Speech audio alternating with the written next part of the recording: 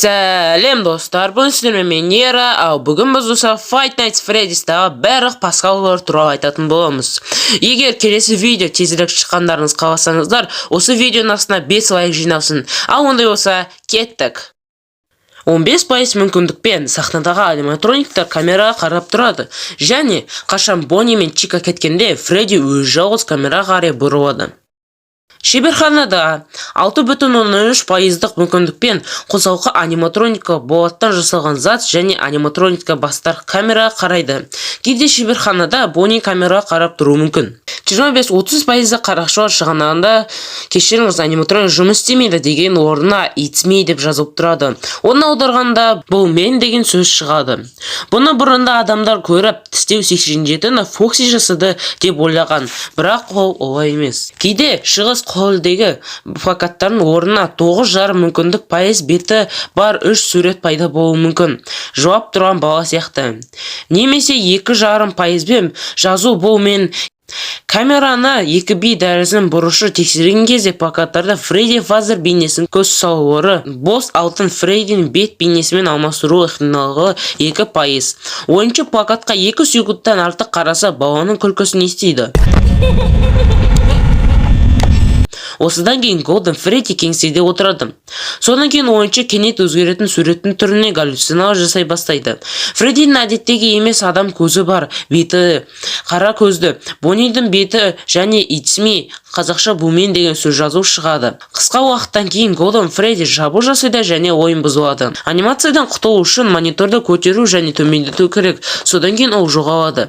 Голден Фредди бар өлім экраны 5 түнге чек алынғаннан кейін пайда болуы мүмкін. Әр секунд сайын 0,100,000-нан 1% мүмкіндік бар. 2B камерасы постерге түсіп қалуы мүмкін. Ол постерде Фреддидің басы бұзылып тұрған көруге болады. Фредди костюмде баланың қол ізі бар. Түнде Чика мен Бонни камера қарайды және олар бірдеңені байқап жатқанда бастарын қағады. Олар мынандай сөздерді айтады. Please, естіледі және open the door. Please деген өтініш, open the door деген ол есікті аш деген сөз. Осы екі сөзді бір-бірін біріктірсек, өтінемін есік ашыңыз. Мүмкін олар күзетші отыратын кезде есігін ашсаң, олардың бізге не айтқан, не қалайтынын нақты білу мүмкін емес. Қабырғадағы газет қиындылары. 4B камерасына ереже параған газет қиындылармен ауыстыру мүмкіндігі 1%. Бұл үзінді пиццериядағы оқулар туралы. Бірінші газет қиындысы. 26 маусымда қараңғы түні жергілікті тұрғындар із-түссіз жоғалған балалар туралы хабарлама және мәйіт болған туралы хабарланған. Жұмыс уақыты кешігіп кеткен Фредди Фазер Пицца 26 маусымда қара түні бақылау камерасының бейнежазбасында түсірілген 2 жергілікті баланы артқы бөлмеге апарып жоғалған балаларға жауапты адам жұқтырған және келесі күні таңертең балалар ұсталған. Полиция күдікті сенім балаларының көңіліне шығу үшін бойтұмар киінген деп есептейді. 2. 5 белгісіз балалар күдікті деп танылды және 5 бала Фредди Фазер Пиццасының құрбандары болды.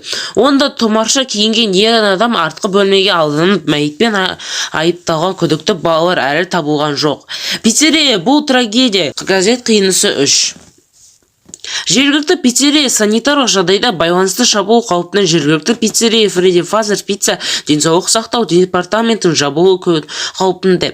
Сүйікті жануар тұмарларының жағымсыз иіс шығатын туралы шағымдана байланысты. Ата-аналар полицияға хабарласып, тұмарлардың бір-бірінің көзінен және аузынан қан мен шырышты байқағанын хабарлайды. Ата-аналар оларды тірі мәйіттер деп атады. 4-ші газет қиындысы, ең соңғысы.